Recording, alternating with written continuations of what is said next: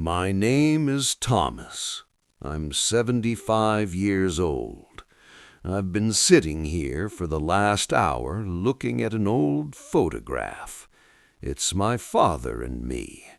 I'm maybe 7 or 8.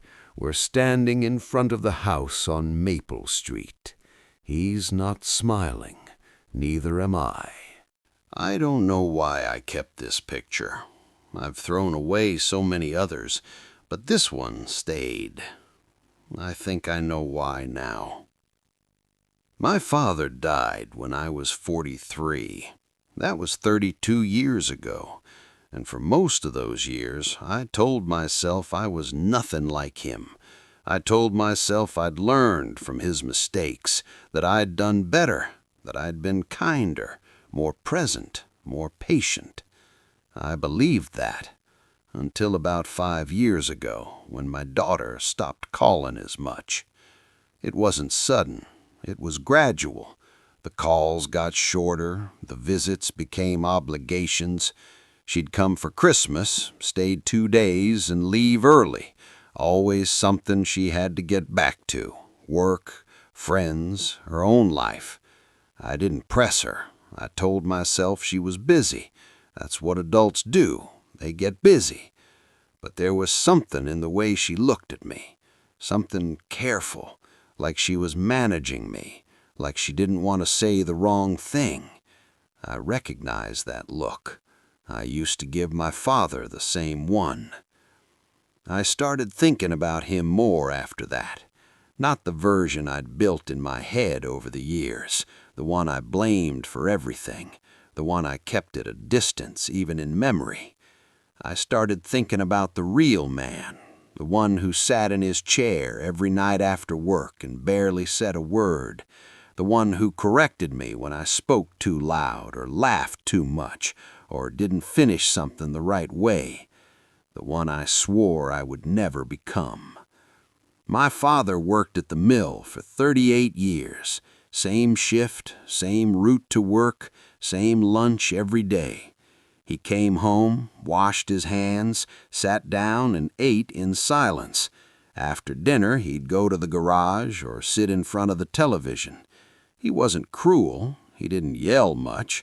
He just wasn't there. Not really. I remember wanting to show him things. A drawing I'd made, a model plane I'd built, a good grade on a test. He'd glance at it, nod, say something like, "That's fine," or "Make sure you clean up the mess," and then he'd go back to whatever he was doing. I stopped showing him things after a while. I told myself it didn't matter, that I didn't need his approval, that I'd be fine without it. But I wasn't fine. I was angry, for years, decades really. I promised myself when I had kids I'd be different. I'd be involved. I'd ask questions. I'd care about the things they cared about. And I did. I think I did.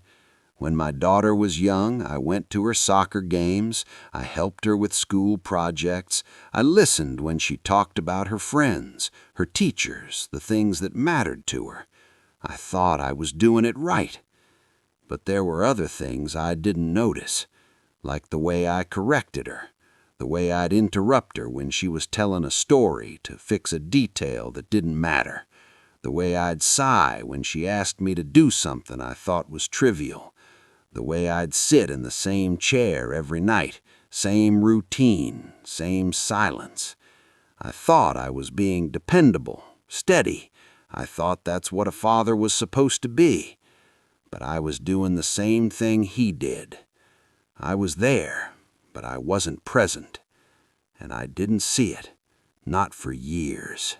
I remember one night, maybe 6 or 7 years ago, my daughter had driven down to visit.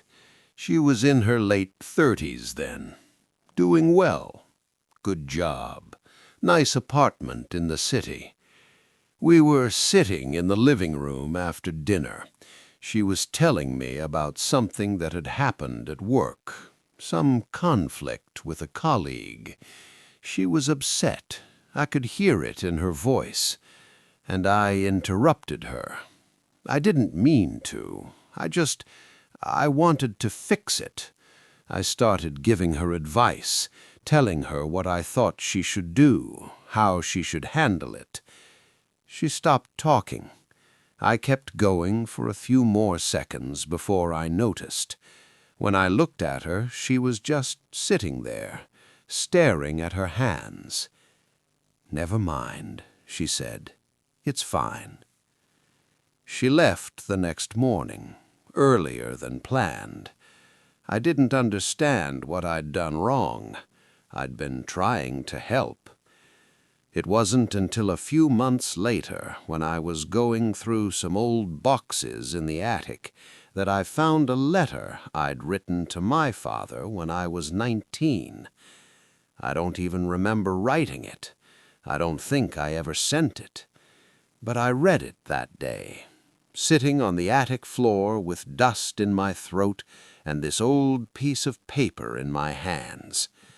I had written about how he never listened, how he always had an answer before I finished speaking, how he treated my problems like puzzles to solve, instead of things I needed him to just hear.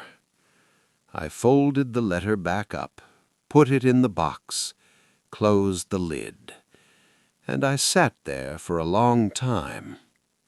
My father wasn't trying to hurt me. I know that now. He thought he was helping. He thought that's what fathers did. They fixed things. They had answers. But I didn't need answers. I needed him to sit with me, to let me figure it out, to trust that I could. And I didn't do that for my daughter either. I thought I was being supportive, strong, helpful, but I wasn't listening. Not really. I was waiting for her to stop talking so I could tell her what I thought, just like he did. I called her a few days after I found that letter. I didn't tell her about it. I just asked if we could talk, really talk. She said she was busy, maybe next week. Next week came. She didn't call. I didn't push. I wish I had.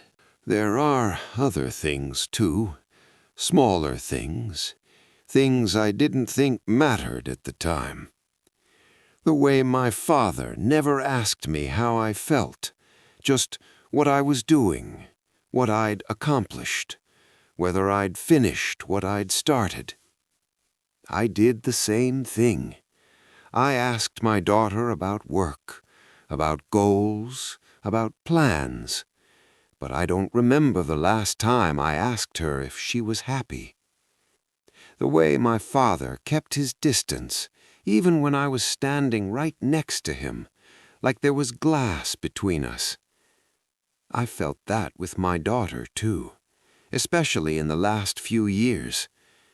I thought it was just age, that we were both adults now, that closeness wasn't something you could expect anymore. But that's not true. Closeness doesn't just happen. It's built, every day, in the small moments, the ones I thought didn't matter. The moments I missed because I was doing something else, or thinking about something else, or assuming there'd be time later. My father ran out of time. I'm running out of time, and I don't know if there's enough left to fix this. I see him now when I look in the mirror, not just in my face, in the way I hold myself, the way I move through a room, the way I talk, the way I don't talk. I used to think that recognizing his mistakes meant I wouldn't repeat them. But recognition isn't enough. You have to do something with it. And I didn't. Not soon enough. I don't know if my daughter will read this. I don't know if she'll understand what I'm trying to say. Maybe she already does. Maybe that's why the distance is there. I'm not recording this to make excuses or to ask for forgiveness. I just needed to say it out loud, that I see it now, that I understand, and that I'm sorry it took me this long. If you've stayed with me this far, thank you. Maybe you see something here that I couldn't see for most of my life. Maybe you're earlier in yours than I am in mine. I don't know. But if there's someone you love, and there's something between you that feels hard to name, don't wait as long as I did to try. That's all.